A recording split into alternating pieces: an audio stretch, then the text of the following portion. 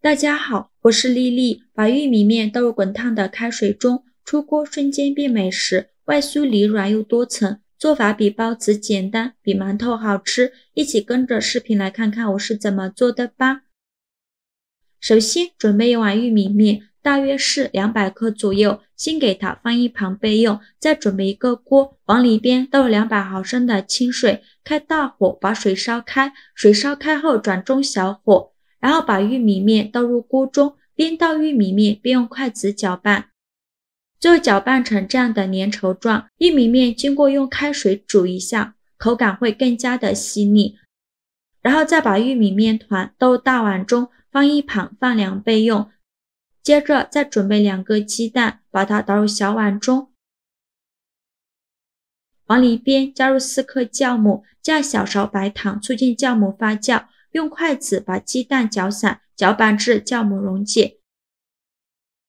搅匀后放一旁备用。现在我们的玉米面团已经放凉了，再倒入鸡蛋液，继续用筷子搅拌均匀，让鸡蛋液和玉米面团完全融合在一起。搅匀后再加入300克普通面粉，继续用筷子搅拌均匀。搅拌的时候如果太干，可以再加一些清水，如果太稀就再加一点面粉。最后搅拌成这种面絮状，再下手揉成光滑的面团，这个面团需要多揉一会儿。最后揉成这样一个软硬适中的光滑面团就可以，再盖上保鲜膜密封起来，发酵至原来的2倍大。接着再准备几根小葱，先给它对半切开，再给它切成葱花，喜欢葱香味浓郁一点的小葱我们就多准备一些。切好后放小碗中，往里边加2勺玉米面，大约是30克左右，再加2勺食盐，加适量的五香粉，用勺子搅拌均匀。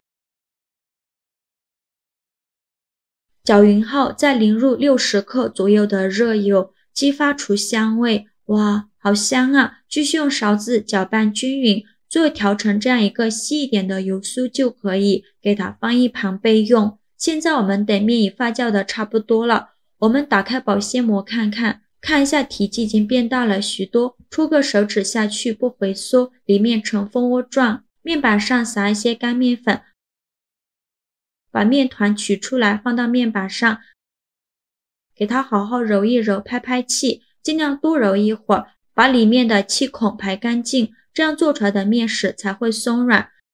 气孔排干净以后，再给它搓成长条，也不用搓得太细了，像视频中这样的长条就可以。再分成大小均匀的小面剂，先分5个，小一点约70克左右的，最后留一个大面剂。切好之后取最大的面剂，把它放到案板上，给它好好揉一揉，由外向内揉，把表面揉光滑了。揉光滑后再把底部收严实，然后翻个面整理一下，最后整理成这样一个圆溜溜的小面团就可以。剩下的面剂用同样的方法给它揉成面团，全部揉好后取最开始揉好的大面团，剩下的盖上保鲜膜防止风干了，再把面团放到案板上，用手轻轻按扁，再取出擀面杖给它擀薄擀大，给它擀成一个薄一点的大圆饼，尽量擀得薄一些，厚度约 0.5 厘米左右，最后擀成这样厚度的大面饼就可以。剩下的面团用同样的方法给它擀成这样厚度的大圆饼，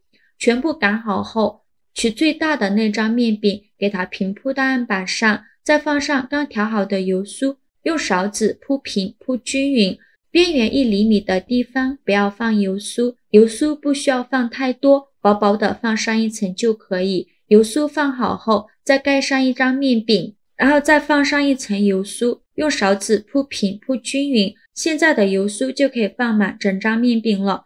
油酥不要放太多，薄薄的放上一层。全部放好后再盖上一张面饼，依次这样重复操作，放一张面饼，刷一层油酥，直到放上最后一张面饼。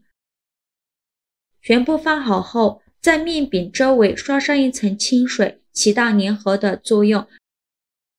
然后用最大的那张面饼把小饼都包裹住，封口处用手按压一下，让它站得牢固一些。包好后给它翻一面，稍微整理一下。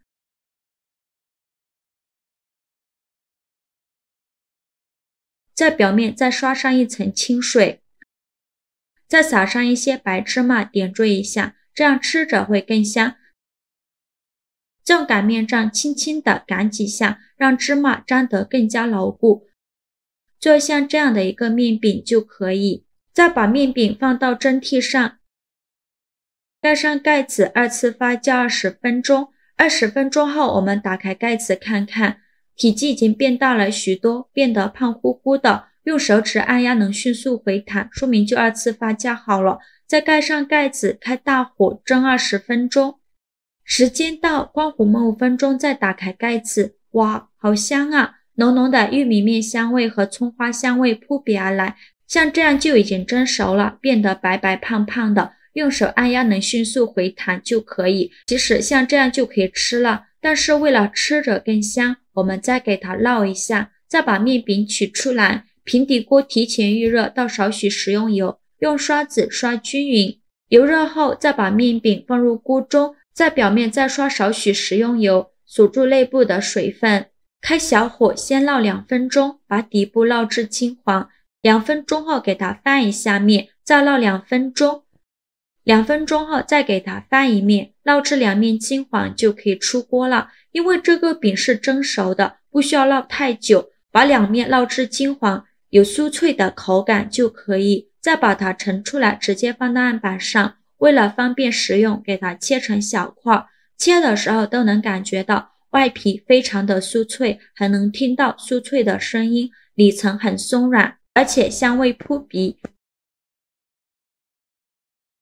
切好之后装入盘中，就可以美美的享用了。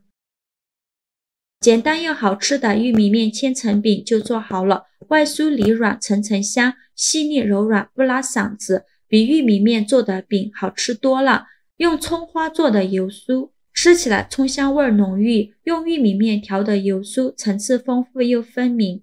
玉米面放入开水中煮一下，口感细腻。这样做的饼可以当早餐吃，还可以当主食吃，营养丰富又好吃。做法比包子简单，比馒头好吃，比油条健康。喜欢的朋友就赶快收藏起来试试吧。好了，今天视频就分享到这里了。如果您觉得我分享的视频对你有帮助的话，请您给我点个赞吧。非常感谢您的支持，咱们下个视频见，拜拜。